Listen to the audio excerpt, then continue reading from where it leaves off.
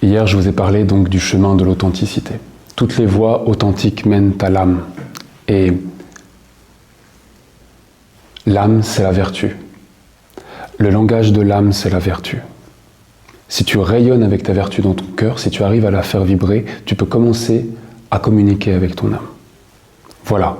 Mais tu communiques avec ton âme, ça commence par le cœur, et ensuite ça impacte la pensée et la volonté. Là, tu es aligné, tu es clair, il n'y a pas de mélange. Ça y est. Tu peux commencer à trouver un langage qui est celui de la vie intérieure, claire, belle. Et de cela, tu l'envoies, tu l'offres. Tu le fais sortir par le sommet de ta tête et tu l'offres à ton âme. Tu n'attends rien en retour. Et ton âme, elle, va te répondre. D'une manière ou d'une autre, elle va te répondre, mais jamais comme tu le veux, parce que nous avons été éduqués à penser et à concevoir la vie comme des personnalités qui voulons à tout prix exister sur la terre. Mais l'âme, elle, existe dans un monde de lois, dans un monde d'éternité, et son langage est beaucoup plus subtil. Mais son langage parle le langage des lois, les lois de la vie.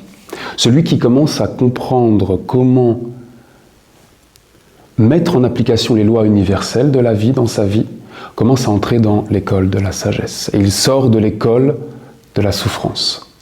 Ça ne veut pas dire qu'il va arrêter de souffrir, mais ça veut dire qu'il va arrêter de souffrir pour rien. Et surtout, qu'il va être volontaire. Volontaire. Quand vous entrez dans l'école de la sagesse, vous mettez en mouvement la volonté. La volonté est liée à l'eau. C'est puissant, la volonté. C'est le premier pas qui nous mène sur un chemin d'inconnu et de mystère. Nous, les hommes, nous avons une volonté très faible. Nous sommes possédés par nos désirs. La volonté, ça se travaille. C'est de la persévérance, c'est de la permanence. Ce sont des vertus et des qualités qu'il faut savoir cultiver en soi. Être persévérant et permanent. On ne nous demande pas, à nous les hommes, d'être parfaits, d'être tout de suite des rois dans leur dignité, etc. Au début, on est des enfants. Mais un enfant, je vois avec mon petit garçon, il a été persévérant pour marcher. Il est tombé, il s'est fait mal, il a pleuré, il est retombé, il a eu moins mal, il a arrêté de pleurer, et puis au bout d'un moment, il tombait, et puis il n'avait plus rien à faire. Et puis il a commencé à marcher, et maintenant il court tout le temps quand il marche. C'est ça la vie. Quand on est sur un chemin initiatique, on tombe et c'est normal. C'est pas grave, ça fait partie du jeu. Mais par contre, si on ne se relève pas et qu'on décide de faire de notre religion cette victimisation d'être à terre, là, il y a un problème. Et on appartient au monde du recyclage. Mais celui qui décide de se relever tout le temps, qui n'a plus peur de se faire mal parce qu'il sait que s'il s'est fait mal, c'est qu'il n'était pas dans les lois. Alors on rectifie le tir. Qu'est-ce que je n'ai pas compris ? Quelle loi aurait dû m'éveiller, aurait dû me libérer ? Elle est là la grande question qu'on doit se poser. Si on souffre, c'est parce qu'on est à côté d'une loi. Et là, je vais vous parler des lois de l'eau, des 22 commandements de Gabriel. Parce que c'est une base essentielle à tout être humain sur la terre de comprendre et de connaître ces 22 commandements. Et du temps de l'Égypte, il y avait aussi des commandements qui étaient donnés pour que les hommes et les femmes puissent entrer dans une droiture et ne pas s'égarer. Parce qu'il est facile de s'égarer finalement. Il y a tellement d'influence. Et ce sont comme des phares dans notre eau intérieure. Il y a donc ces lois du temps de l'Égypte ont donné naissance au commandement de Moïse. Tu ne tromperas pas ta femme, etc., etc. Il y avait plein de lois. Tu ne tueras point, etc. Je ne suis pas parfait sur les lois des commandements de Moïse, mais aujourd'hui, nous, les Esséniens, nous avons les 22 commandements de Gabriel. Et ces 22 commandements de Gabriel, ils nous disent quoi ? Ils nous disent qu'ils sont là dans la vie d'un homme pour que, si l'homme respecte ces lois, lorsque le corps partira, son eau intérieure restera claire, pure, limpide dans les mondes de l'au-delà, ce qui lui permettra de maintenir sa mémoire, s'il doit revenir sur la terre. Et c'est la parole de Gabriel qui nous parle de l'œil également. Il nous dit, la manière dont tu regardes le monde, c'est la manière dont tu vas enfanter ta destinée. Ta destinée aujourd'hui sur Terre, mais aussi ta destinée dans l'au-delà. La manière dont tu regardes un arbre, une plante, un être humain, et la manière dont ça rentre en toi et ça te touche, va enfanter ton être de demain. Mais également les mondes que tu vas rencontrer dans l'au-delà. Si tu as vu une pierre sans vie, alors quand tu marcheras dans les mondes de l'au-delà, tu verras pas de vie autour de toi. Tu verras juste des mondes que toi tu avais en toi.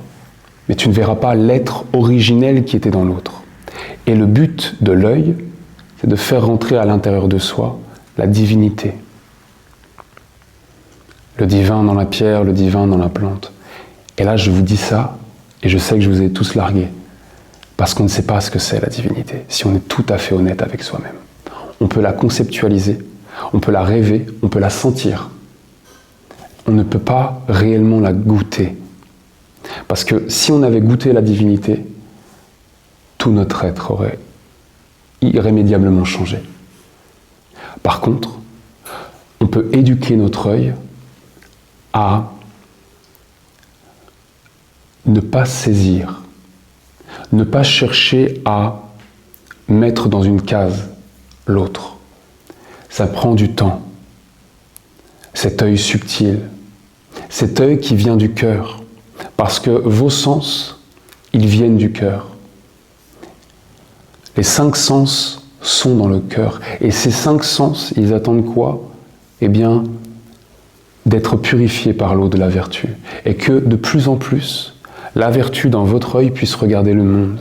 Si la douceur regarde le monde, qu'est-ce qu'elle voit? Mais elle voit l'ange de la douceur dans la plante, dans la pierre, dans l'herbe, dans l'homme et la femme, dans l'enfant. Mais avant d'arriver à la divinité, il faut voir avec l'œil de la vertu. Et vous voyez, la manière dont on voit le monde, c'est la manière dont on se voit nous-mêmes. C'est ce que je vous disais hier. Et c'est important de savoir qui regarde dans vos yeux.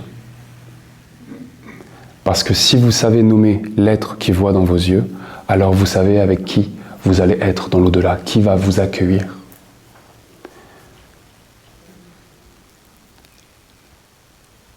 Donc j'en reviens aux 22 commandements. Ces 22 commandements, ce sont comme les gardiens de notre eau intérieure. Les gardiens de la pyramide qui mène au soleil de la conscience. Plus vous respectez ces lois dans votre vie, plus vous amenez une conscience dans ces lois. La conscience, c'est tellement important. C'est pas juste j'étudie, non, c'est je la mets en pratique dans mon quotidien pour que ça apparaisse. Plus vous faites ça, plus vous allez réussir à arriver à l'intérieur de vous à une clarté sur les liens qui vous entourent. Ces 22 commandements, je vais vous enseigner comment les utiliser pour guérir des nœuds du passé. Je ne vous parle pas de petits nœuds, d'accord? Ça, je vais vous montrer aussi comment faire. Mais là, je vous parle de choses qui vous sentez que c'est encore présent dans votre vie. Et si vous voulez avoir le cœur léger, si vous voulez vivre avec votre âme, c'est-à-dire pouvoir être capable d'ouvrir votre cœur et de recevoir la bonne information qui est liée à votre destinée, alors il faut pouvoir trouver la blessure et la soigner. Dans notre vie, on traverse plusieurs phases, plusieurs eaux, d'accord? Il y a l'eau dans le ventre de la maman. Et ici, l'âme, elle dépose sa mémoire, mais elle ne s'incarne pas avec le corps, ce n'est pas la même vibration. Ensuite, il y a l'enfant, et l'enfant, lui, est baigné dans une eau pure et authentique.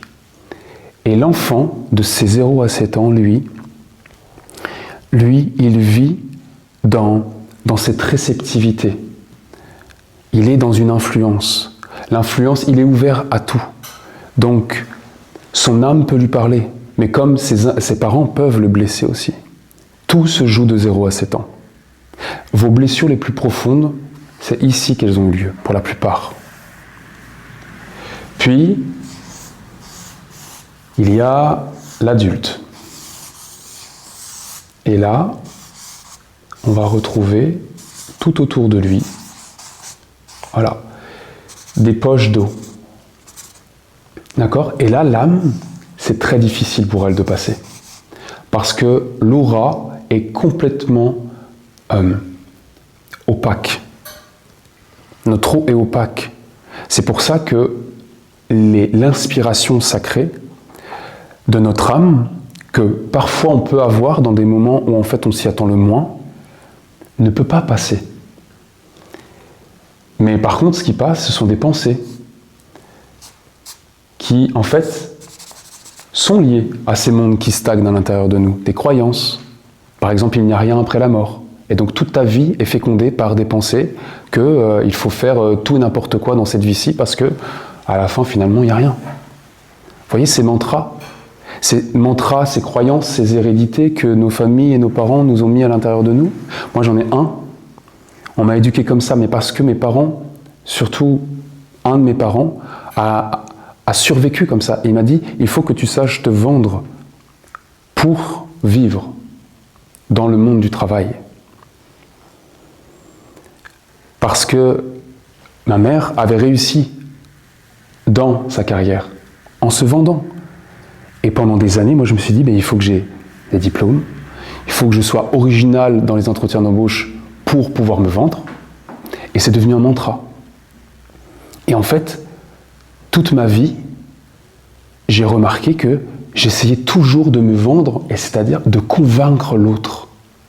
C'est terrible. C'est terrible. C'est terrible parce que tu n'es jamais toi-même. Tu es toujours là, et en fait, tu es encore sur le monde du marché, même dans tes amitiés. Mais c'est un mantra qui était dans mon eau, et m'a fécondé. Et à un moment donné, pendant une initiation, proche de la mer, je me suis posé la question dans mon cœur, mais qu'est-ce que je dois faire pour pouvoir t'accueillir ? Toi, ma vertu, toi, mon âme. Et la première chose qui est venue, mais d'une clarté absolue, c'est cesse de convaincre les autres. Voilà. Tout un monde qui s'écroule en une seconde, comme ça.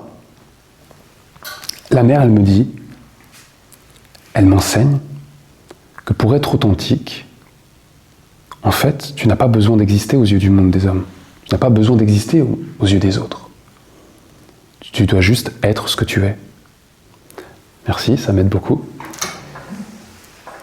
Et ça, j'ai eu du mal à le comprendre au début.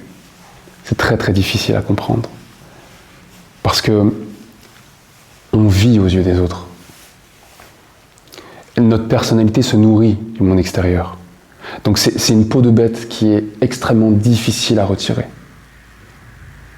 Mais par contre, j'ai réussi à me concentrer sur être ce que je suis. Une chose, dans mon cœur. Une chose. Un nom. Un monde. Une reliance. Et j'ai cultivé ça. Et je me suis mis à la place de cette vertu et je me suis dit, ok, comment tu ferais toi dans ce monde ? Et j'ai commencé à être ses yeux, ses mains, ses pieds, sa bouche. Et là, doucement mais sûrement, tu commences à te détacher. À te détacher. Donc au lieu de me battre pour me dire, bon, comment je peux arrêter d'exister aux yeux des autres, etc., finalement j'ai fait l'inverse, j'ai commencé à me concentrer sur ce qui était beau en moi. Et juste ça. Et c'est juste ça que j'exprimais. Et finalement le reste se décroche. Et il y a plein de bulles qui ont percé, qui sont sorties. Tout simplement parce que j'ai décidé de me concentrer sur ce qui était vrai en moi. Quand une bulle, ça perce, ça fait mal, comme je vous ai dit ça.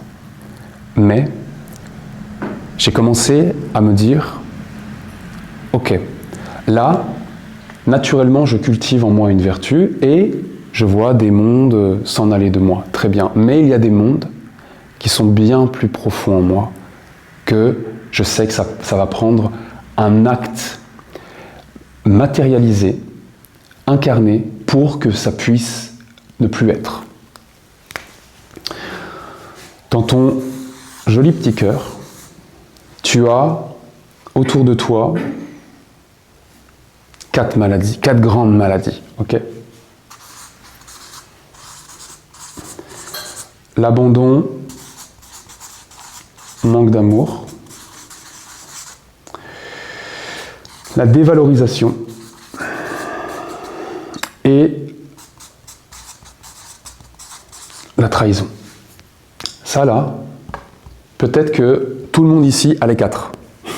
Peut-être que tout le monde. Mais il y en a qui sont quand même plus gros que d'autres.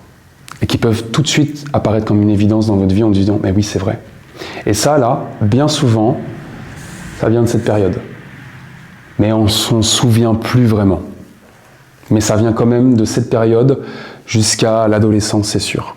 Mais à l'adolescence, ça se révèle. La première chose à faire, c'est de pouvoir identifier aujourd'hui quelle est cette maladie qui vous empêche d'être vous-même, qui vous empêche d'être libre, de plus être dans un double jeu, de plus faire de faux sourires. Vous voyez ? Vous regardez là. Et ensuite, vous vous dites, d'accord, c'est relié à un être. Cet être-là, ça peut être cousin, cousine, parent, c'est souvent la famille. Mais c'est pas l'être, c'est pas lui, c'est pas elle, vous devez voir à travers. Et là, vous éveillez l'œil de la vertu, c'est-à-dire que vous vous dites, ça, ces blessures, finalement, c'est quoi ? C'est juste de l'eau qui passe d'un être à un être et qui touche mon cœur. Hérédité, blessure. Et que celui qui m'a infligé ça, il a subi ça lui aussi. Ça ne peut être autrement. Donc, déjà, tu apaises ton regard, tu apaises ton cœur sur des choses que tu as mis de côté depuis bien longtemps. Parce que ce qui se passe, c'est que, vu que ça fait longtemps que ça a été ancré, ces mondes utilisent c'est pas vraiment ces mondes qui utilisent ça, mais c'est toi qui utilises des moyens de défense parce que tu es blessé. Donc ça peut être l'orgueil, la peur. Ça, c'est énorme. Dans le cœur de l'homme, c'est énorme.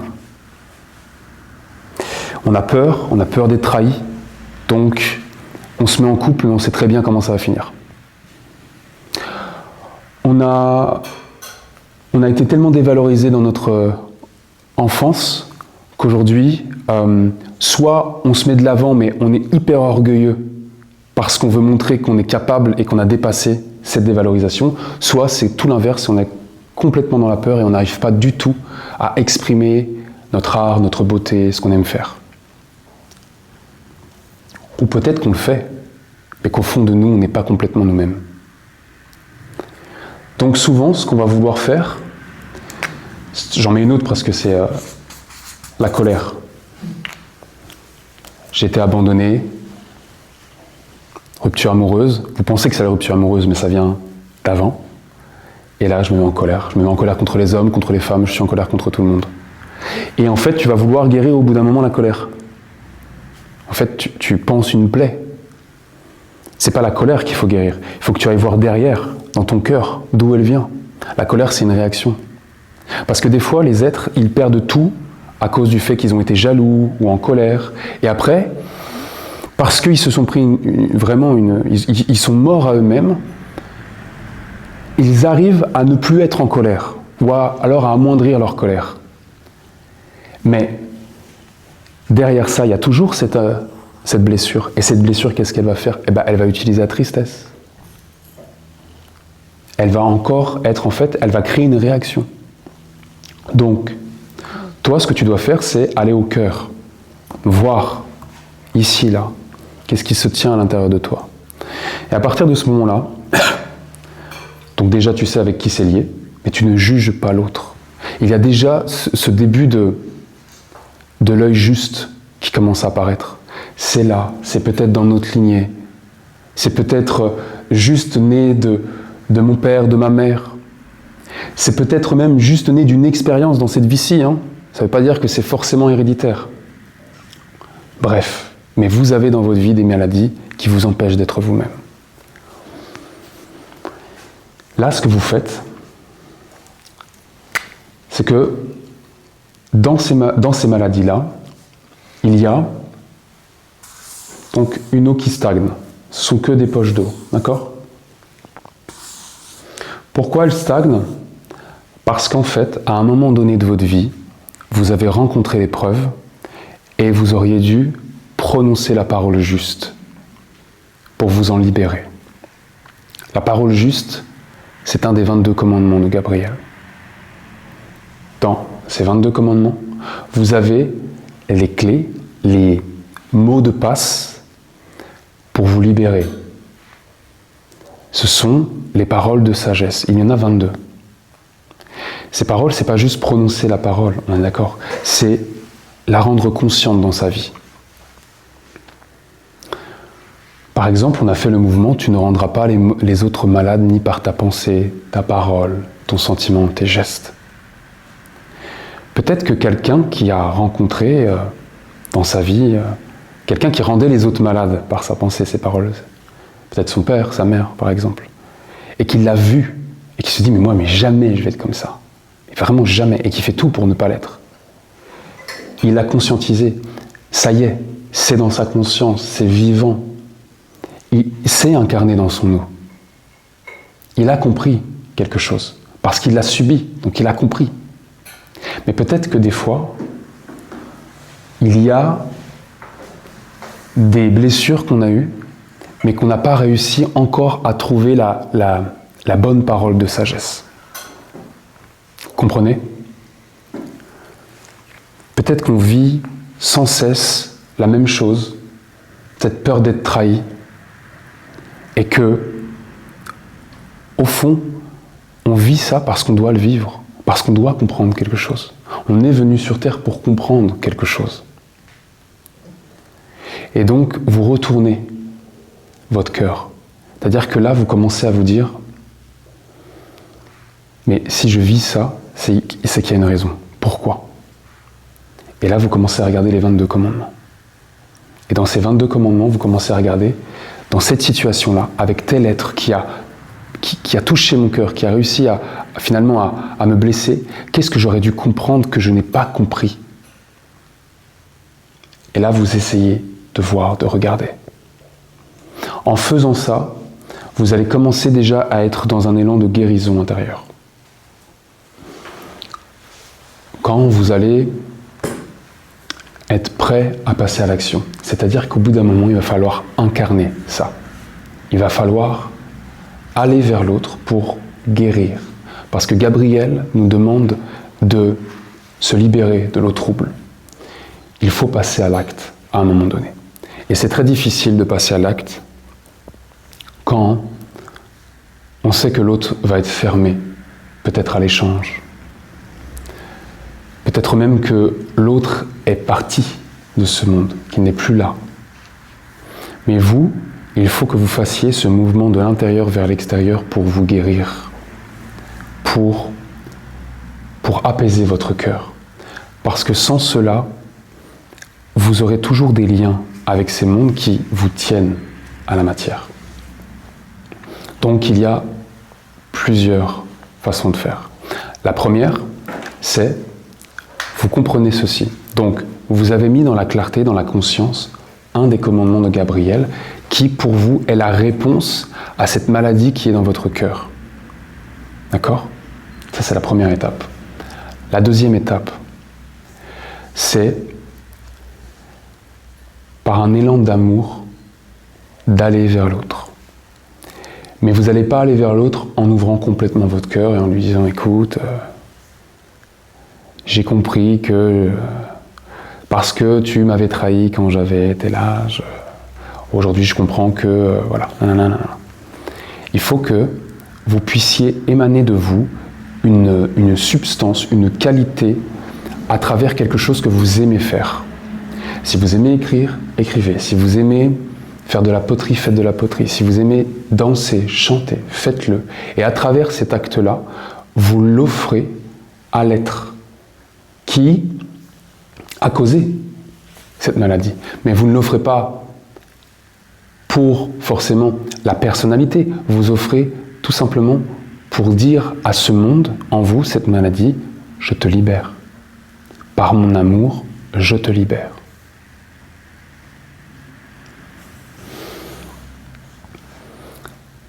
Par exemple, j'ai écrit un poème à un de mes parents.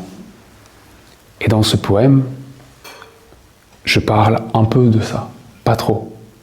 Mais ce poème est rempli d'amour. Et je l'ai donné, sans contexte, juste de la générosité. Mais surtout, ce qui est important de comprendre quand vous faites cet acte-là, c'est l'intention qui est derrière, l'intention qui est manifestée. Et c'est ça qui, subtilement, va enclencher la guérison. La guérison avec vous-même, avec vos propres mondes, vos propres blessures. Si vous êtes capable de voir ces mondes, si vous êtes capable de comprendre quelle parole, quel message, quelle porte, quel gardien des 22 commandements vous n'avez pas réussi à traverser, mais que ça y est, vous vous éveillez parce que vous décidez de regarder et de voir et que finalement, oui, c'est clair, j'aurais dû comprendre ça dans cette vie-ci. Et que là, vous dites, eh bien, de cette ancienne écriture, je remets une nouvelle eau dans la vasque de mon cœur. Et cette eau, c'est de l'amour. Et l'amour, comment vous pouvez le toucher? Eh bien, à travers ce que vous aimez faire, à travers vos passions. Vous aimez écrire, écrivez. Écrivez un chant, faites un chant pour la personne, pour l'autre. Ça vient d'une impulsion. Et en faisant ça, vous allez voir, au début, c'est pas facile parce qu'on ne sait pas vraiment comment faire. Mais quand vous faites vraiment l'acte de le faire, vous sentez véritablement que de votre cœur, quelque chose est en train de partir. Et en fait, ce lien d'amour qui se tisse vers l'autre, il reste. Il reste et vos liens, vos relations sont fluides après ça. Vraiment, vraiment. Je vous dis ça parce que je l'ai vécu. Je l'ai déjà enseigné au Québec. Et vous voyez, de petits actes d'amour conscient peuvent libérer tout un poids familial, des hérédités depuis bien longtemps. Mais parce qu'on s'est éveillé à ça, à ces mondes qui finalement sont cachés à l'intérieur de nous, à cette sagesse dans laquelle on baigne dans la nation essénienne, et à ce dernier acte d'individualité, je dirais, parce que vous vous individualisez quand vous faites ça. Vous commencez à prendre votre vie en main. Vous vous attendez pas qu'un enseignant vienne panser vos plaies ou un guérisseur vienne en vous disant « ça y est, c'est bon, tu n'as plus de karma familial ». Non, non, tu le fais par toi-même. Tu deviens un thérapeute. Juste par l'amour de l'autre, l'amour de te guérir surtout. Sans enfermer l'autre. C'est vraiment important de ne pas enfermer l'autre. Avant d'arriver à l'acte d'amour comme celui-ci, il y a un acte magique que vous pouvez poser. Parce que l'acte, le geste magique, permet d'engendrer dans les mondes subtils des influences bénéfiques à ce que l'acte incarné puisse s'accomplir. C'est pour ça qu'on fait des rituels. Les rituels, en fait, nous préparent à une puissance magique pour la ronde des archanges. Ils vous préparent aussi à vous connaître, à voir comment vous réagissez à l'intérieur des rituels. Nous voici rendus donc à l'acte magique de la guérison du cœur. Alors, ce qui est important de savoir, c'est que la magie, ça se base sur 3 grands principes. L'exactitude, c'est-à-dire savoir exactement à qui vous vous adressez, ce que vous faites, c'est-à-dire avec quels outils vous allez dans ce monde-là. Donc la sagesse, le commandement de Gabriel, vous savez que vous voulez guérir cette maladie qui s'est mise entre vous, et vous allez la guérir avec quoi? De l'amour, de la pureté, de la compassion, les pouvoirs de votre cœur finalement. Puis il y a l'idée de la magie. Donc la magie, c'est la mise en mouvement d'une force intérieure qui se concrétise vers l'extérieur.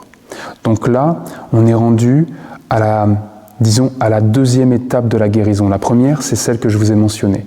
Là, vous allez prendre conscience et agir dans votre cœur. La deuxième, c'est l'acte symbolique. Vous allez écrire quelque chose de nouveau qui s'est passé à l'intérieur de vous et qui maintenant peut prendre forme à l'extérieur de vous. Puis la troisième étape, je la mentionnerai après cette pratique. Donc, vous avez besoin d'une coupe. Dans cette coupe, vous allez y mettre de l'eau. Cette eau-là va représenter l'eau qui stagne dans la relation avec l'être avec lequel vous êtes en nœud, en lien. Vous allez mettre au centre de cette eau une bougie. Cette bougie va accueillir l'âme de la personne. Vous allez avoir à côté de vous une autre coupe. Cette eau-là, vous allez prendre votre temps, avant de commencer ce rituel, à la magnétiser. Vous allez y déposer de l'amour de votre cœur, l'amour d'une mère bienveillante envers l'autre. Vous allez y déposer également cette sagesse, cette loi, ce commandement de Gabriel que vous avez découvert, qui aurait dû être révélé à votre conscience durant cette relation, durant cette rencontre. Ensuite, lorsque vous avez magnétisé cette eau, bien évidemment, vous devez faire cet acte magique, ce rituel, dans un lieu calme. Ça doit être solennel. C'est un moment de renaissance finalement pour vous. Donc vous devez vraiment poser même une atmosphère sacrée dans ce lieu. Vous pouvez y déposer des belles pensées, y amener un chant, de l'encens, avoir des bougies qui sont ici. C'est un moment vraiment unique que vous devez dédier à votre âme, que vous devez dédier à la guérison du cœur, vraiment. Donc, ça demande une préparation. Puis vous allez appeler l'âme de la personne avec laquelle un nœud s'est créé. Donc vous allumez la flamme et vous nommez âme et vous nommez le nom et le prénom. Ensuite, vous allez vous recueillir juste un instant, parce que c'est avec du respect qu'on accueille une âme dans une flamme.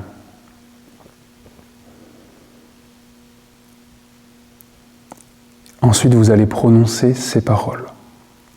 Vous prononcez âme de, prénom et nom. Je suis conscient que la trahison, l'abandon, le manque d'amour ou la dévalorisation dans notre relation est toujours présente. Je suis conscient qu'elle a impacté nos vies. Mais aujourd'hui, je décide que c'est l'amour qui coule entre nous.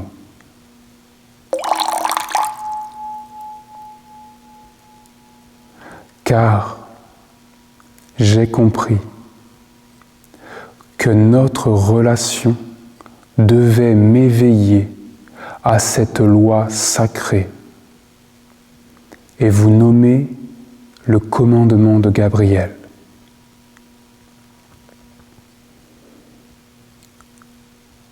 Merci à ton âme, car aujourd'hui, je vois cette sagesse et je veux vivre consciemment avec elle dans mon cœur. Que l'eau pure des relations coule toujours entre nous.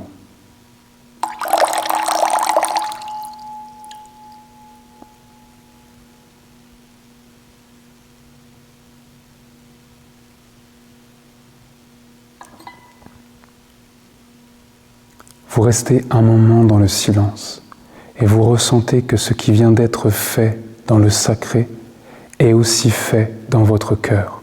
Il y a une notion de « c'est bon, c'est fait ». Il y a une notion de « ça y est, la guérison est en marche ».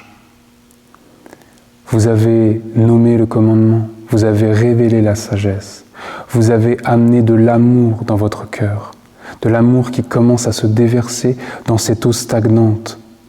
Il y a une nouvelle eau qui apparaît dans une outre ancienne. Il va donc falloir déverser cette eau. Ce que vous allez faire ensuite, vous allez raccompagner la flamme de l'âme de cet être. Vous la raccompagnez vers les mondes éternels, les mondes de beauté et de grandeur, et vous la remerciez. Puis, vous allez verser l'eau dans la nature. Idéalement, ce rituel, vous le faites soit chez vous dans le calme, soit dans la nature. Vous le versez dans un endroit où personne ne pourra voir, car c'est un moment intime que vous venez de passer avec l'eau de votre cœur et cet être-là, son âme. Donc vous allez verser cette eau. Et quand vous allez la verser, vous allez sentir qu'il y a quelque chose dans votre cœur qui vient de se libérer. Ça, c'est la deuxième étape pour l'accomplissement de la guérison. La troisième étape, elle consiste à donner un corps à ce que vous venez de faire, d'abord dans l'invisible à l'intérieur de vous, puis dans le visible à travers le rituel, puis maintenant dans le concret de votre quotidien, de ce que vous savez faire. Nous avons des qualités, des dons. Nous savons chanter ou alors danser, écrire, faire de la poésie, faire de la peinture, être bon dans l'artisanat, peu importe. Vous avez des qualités, qu'elles soient développées ou pas. Ce sont des endroits, des lieux en vous qui sont des lieux de passion.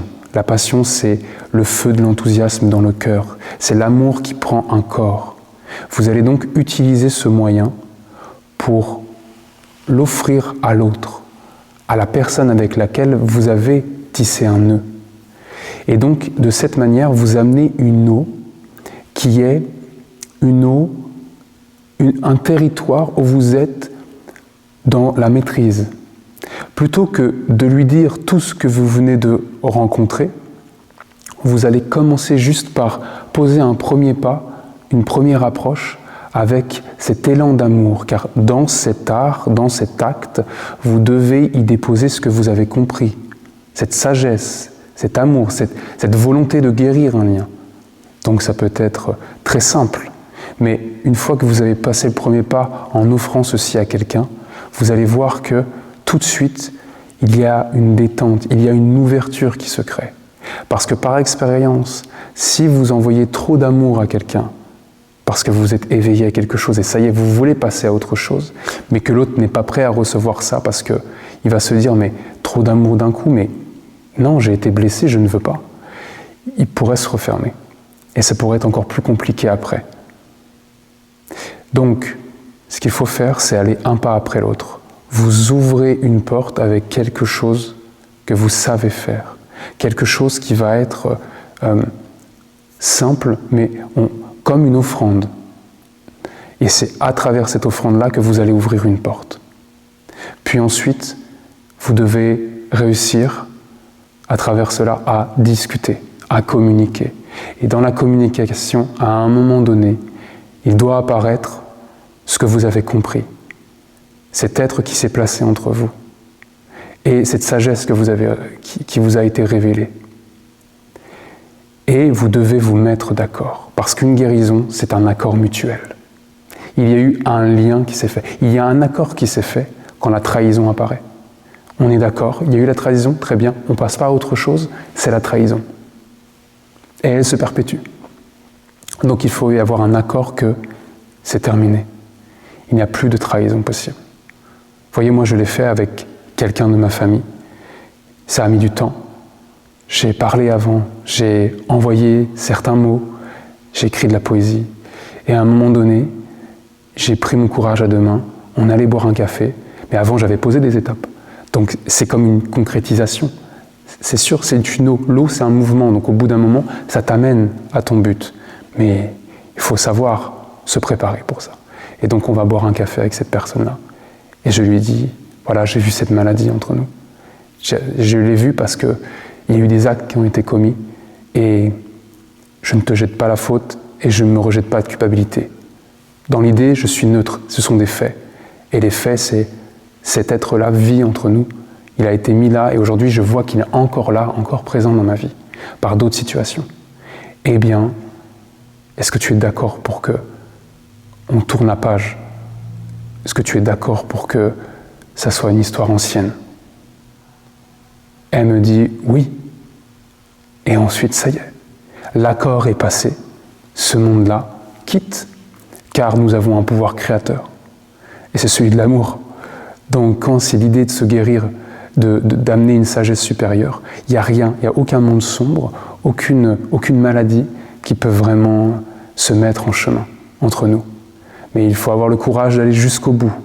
Donc la guérison se fera véritablement quand vous aurez trouvé un accord commun. Alors bien évidemment, je vous parle de ça quand vous êtes au niveau du parental, surtout. Après, quand vous vous éloignez, par exemple, ça peut être différent. Vous pouvez très bien faire un acte comme celui-ci et trouver un moyen de parler à la personne sans la rencontrer physiquement et sentir que ça y est, le nœud est dénoué quand même. Pourquoi? Parce que le plus gros aura été fait avant avec les parents. C'est surtout avec les parents, en fait, le travail. Vous voyez? Donc, voilà, il y a un travail à mettre en mouvement. Vous allez aussi sentir que quand vous allez vous mettre en mouvement, il y a des choses qui vont apparaître, qui vont être des clés pour vous, pour comprendre ce qui doit être fait et ce qui doit être dit et comment le dire. Et ensuite, il faut y aller, il ne faut pas avoir peur. Et si l'autre se ferme, vous attendez un peu et vous recommencez. Parce que vous lui dites juste, je veux juste qu'on soit en paix, toi et moi. C'est tout. Donc, je vous souhaite un excellent travail. N'hésitez pas, si vous avez besoin d'avoir des questions, d'avoir des réponses à vos questions, vous pourrez me contacter directement. Et je vous souhaite donc à tous une très bonne pratique et une très belle guérison. Merci. Je voulais juste préciser, parce que tu as dit effectivement, si les êtres ne sont plus de ce monde, il y a une façon de s'adresser à eux, comme ça, à l'âme. Oui. Comme ça. Voilà, c'est pareil. Tu allumes la flamme, par contre, l'incarnation, elle sera différente de l'acte, puisque l'être n'est plus là. C'est ça. Donc, quand l'être n'est plus là, c'est quand même plus compliqué. Mais par contre, toi, tu peux quand même te libérer d'un poids. Tu peux déterrer des choses qui ont été enfouies, mais les prononcer avec toute cette sagesse que tu as compris de ta vie, avec la vertu. Et donc tu parles à la flamme, et ensuite, tu peux offrir quelque chose à la mémoire de cet être-là. Ça peut être une chanson, ça peut être plein de choses, tu vois. Oui, parce que en fait, cette même mémoire, en fait, l'être n'est plus là, mais elle a aussi des répercussions et elle a fait se répéter quelque chose. Donc, c'est vrai qu'il peut travailler avec quelque chose qui s'est répété, mais c'est la cause, enfin, la première mémoire, elle est avec des êtres qui sont partis. Oui, c'est ça. Toi, ton rôle, c'est d'arrêter cette perpétuité. C'est ça. Et ça commence déjà par guérir le passé dans ton présent à toi, en l'incarnant par un acte, en identifiant avec clarté ce que tu portes dans ton cœur et qui t'empêche d'être toi-même, en y amenant cette intelligence supérieure liée aux 22 commandements, et ensuite, par ta qualité d'être intérieur, par ta force, par ta vertu, tu réécris l'histoire. Tu réécris l'histoire à travers un acte magique, tu réécris l'histoire avec une offrande à la mémoire de cet être, en disant voilà, à partir de moi, maintenant, ce monde-là n'est plus. Et voilà ce que je mets en place pour qu'il ne soit plus.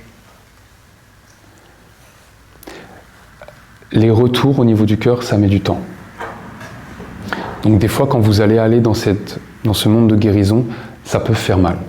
Parce que, idéalement, vous retournez à une mémoire qui a été à l'origine de cette maladie, ces maladies.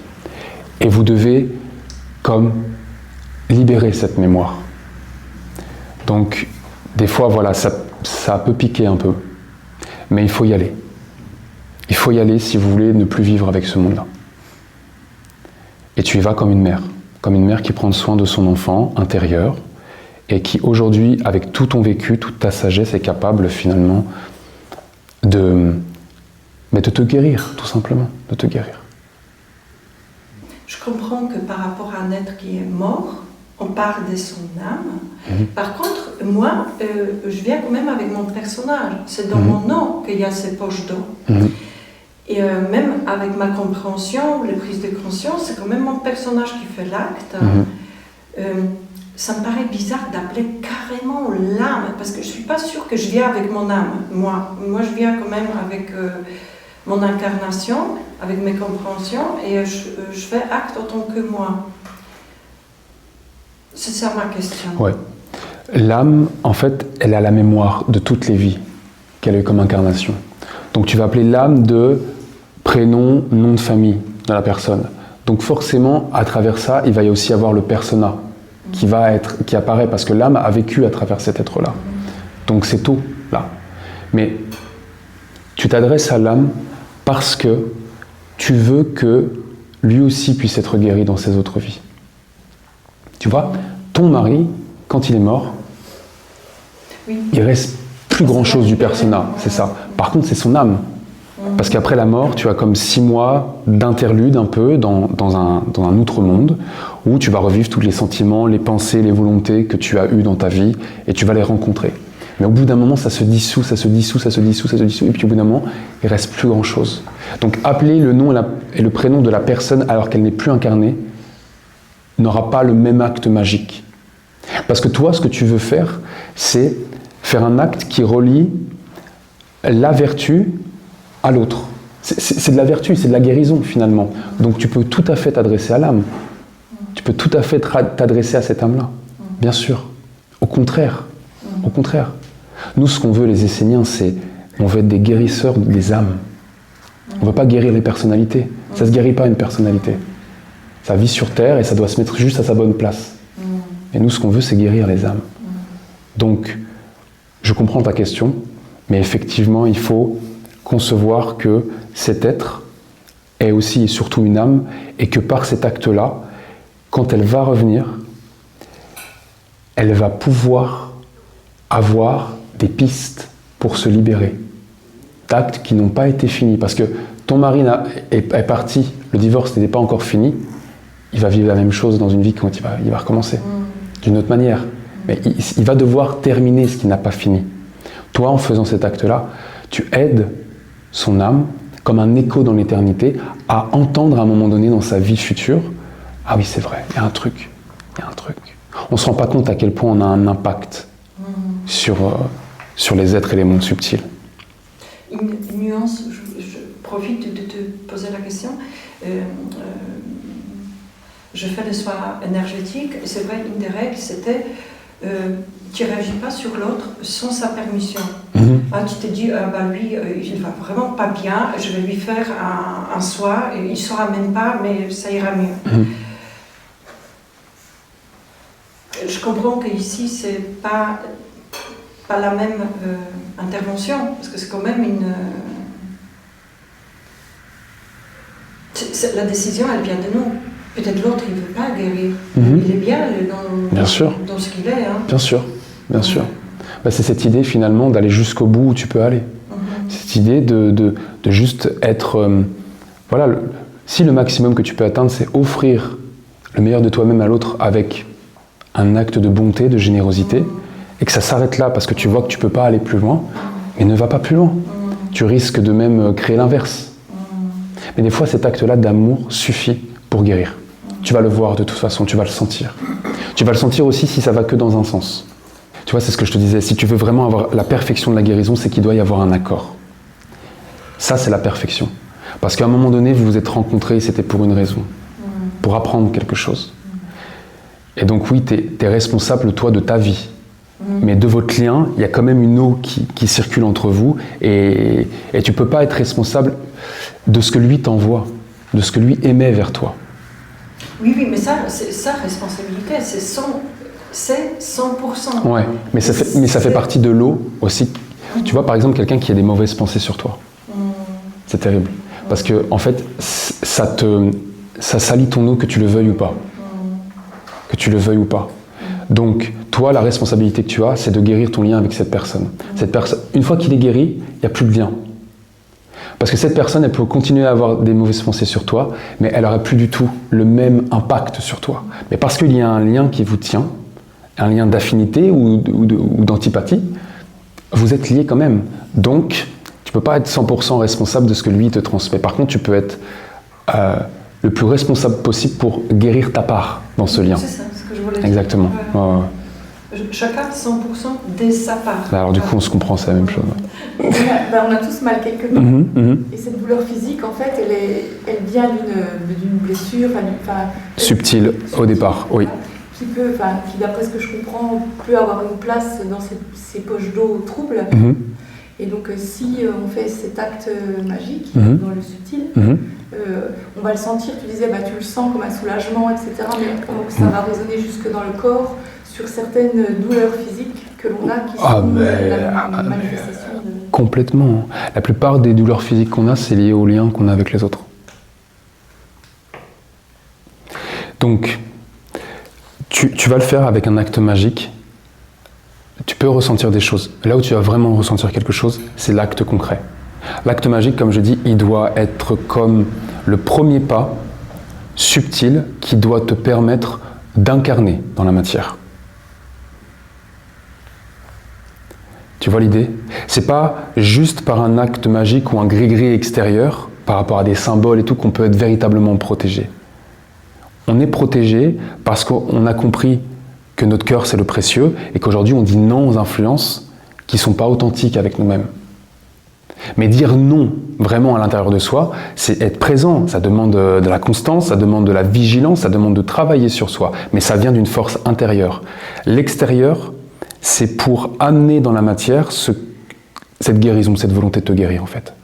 Donc moi je vous donne plusieurs étapes. La première étape elle est plus intellectuelle pour comprendre comment ça se passe. La deuxième étape elle est plus subtile, liée à la magie, qui doit vous amener en fait à déjà libérer par des mots, par des gestes, pour que au moment où vous passiez à l'acte concret, matérialisé, concrétisé, là en fait ça coule de source, ça soit super facile pour vous.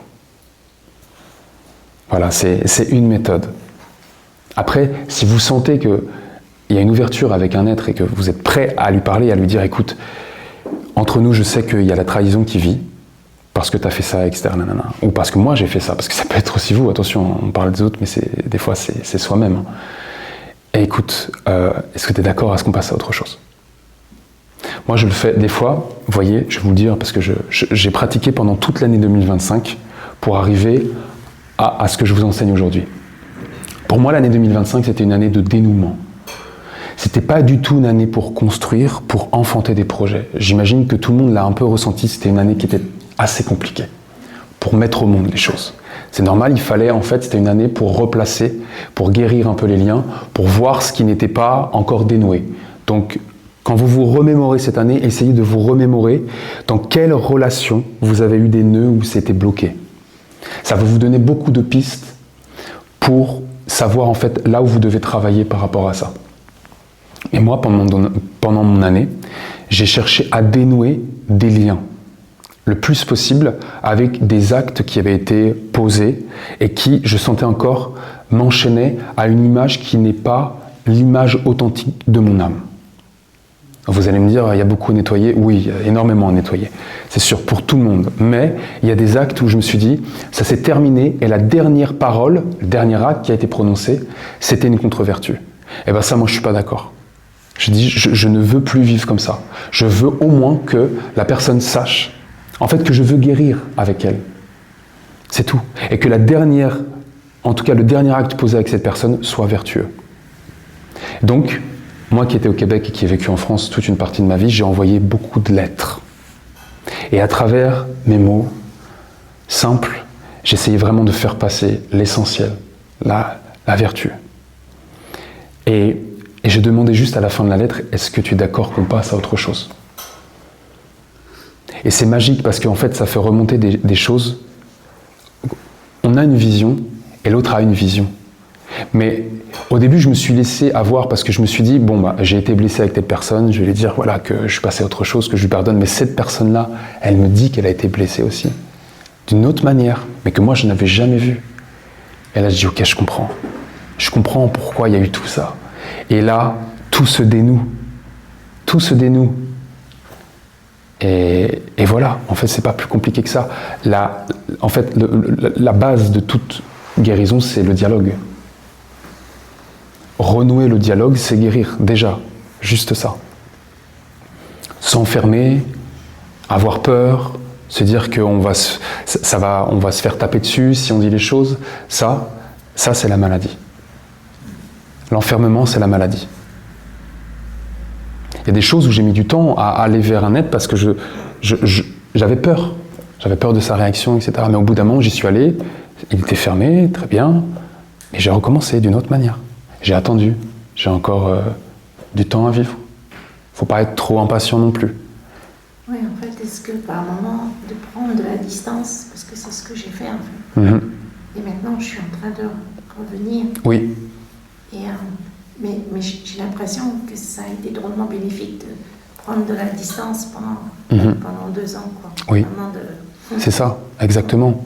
Quand vous vous mettez dans ce processus de guérison, il y a des fois vous n'allez pas trouver les mots, vous n'allez pas trouver la manière de faire. Prenez votre temps. Juste le fait de commencer à vouloir guérir avec cet être, vous allez voir les choses s'incarner de plus en plus.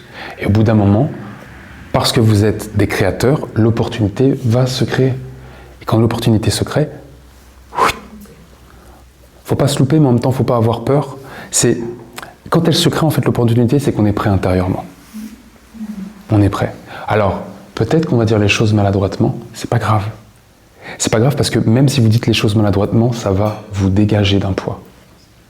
C'est magique, hein. Je vous dis, c'est vraiment magique. Donc là.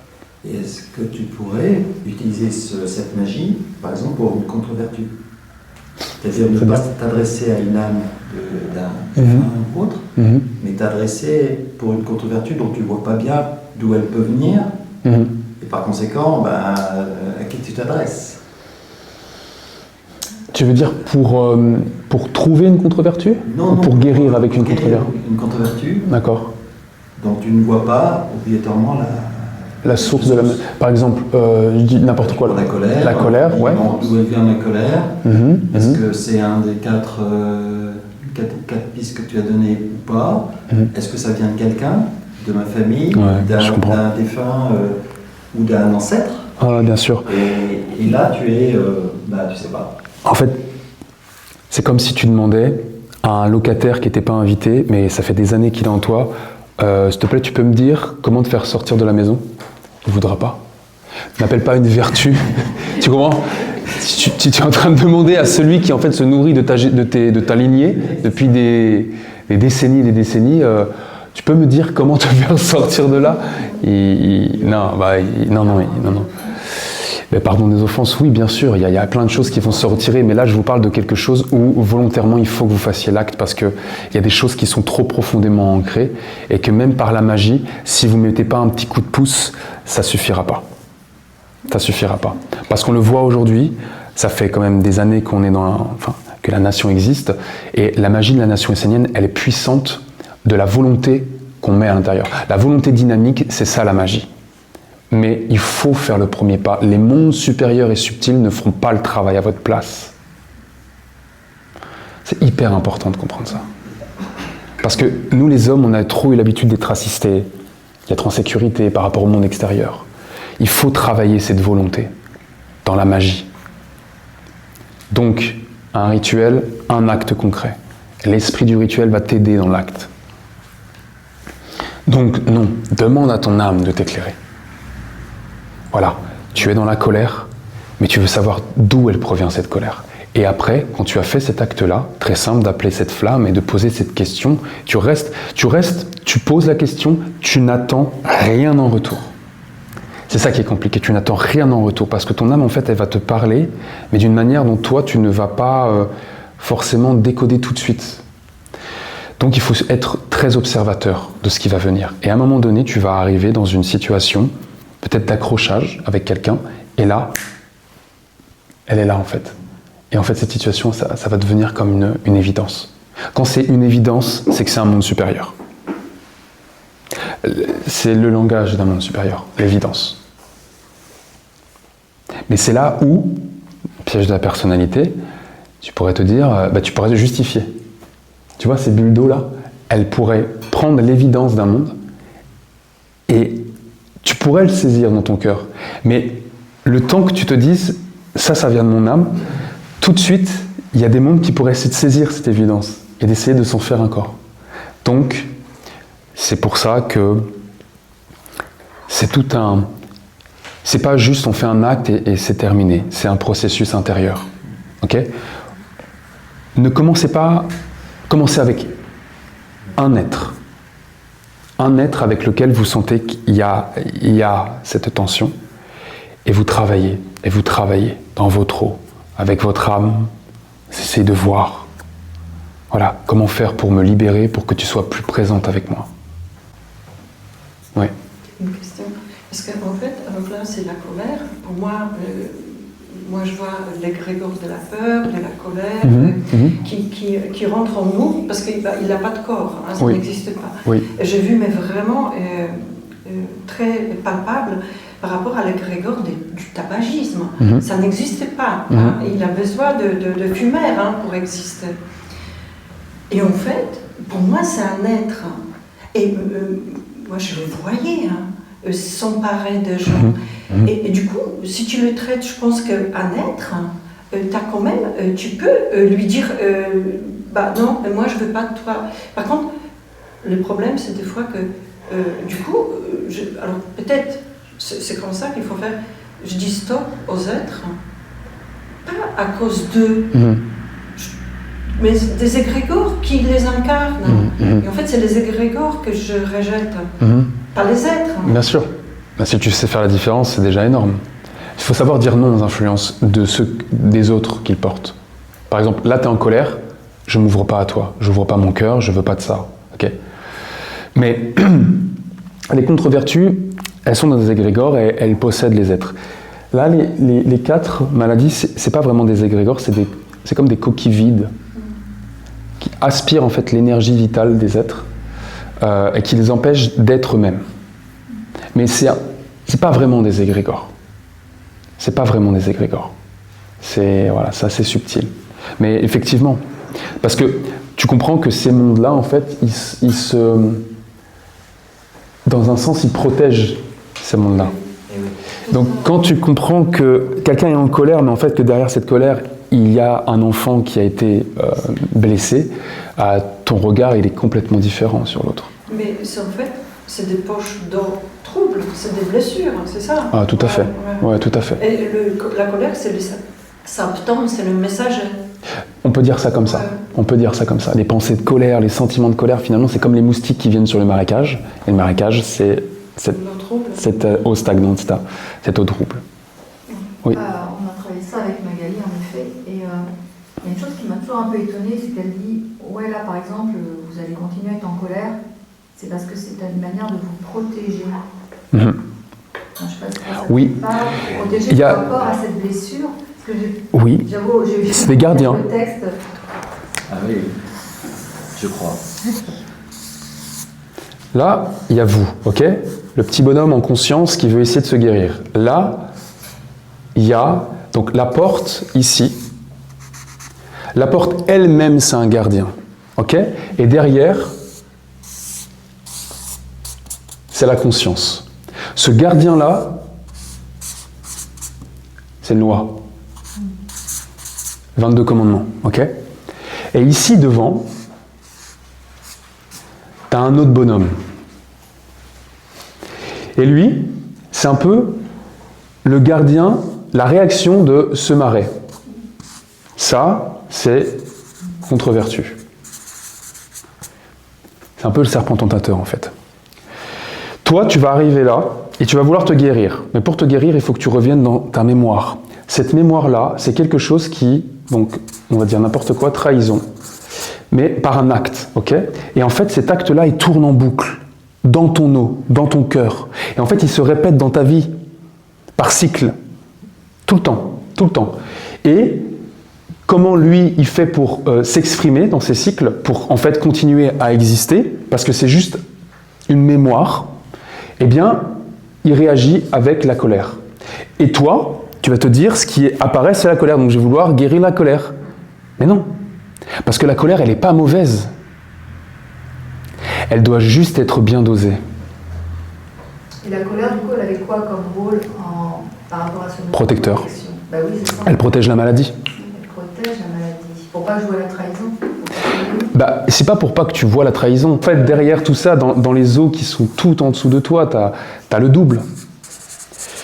Et lui, le double, en fait, il veut pas que, déjà, donc tu le vois, et ensuite, il veut pas que tu reprennes ton cœur, la possession de ton cœur, parce que si tu reprends la possession de ton cœur, lui, il va être poussé à l'extérieur, il pourra plus contrôler tes pensées, ta façon de faire, d'agir.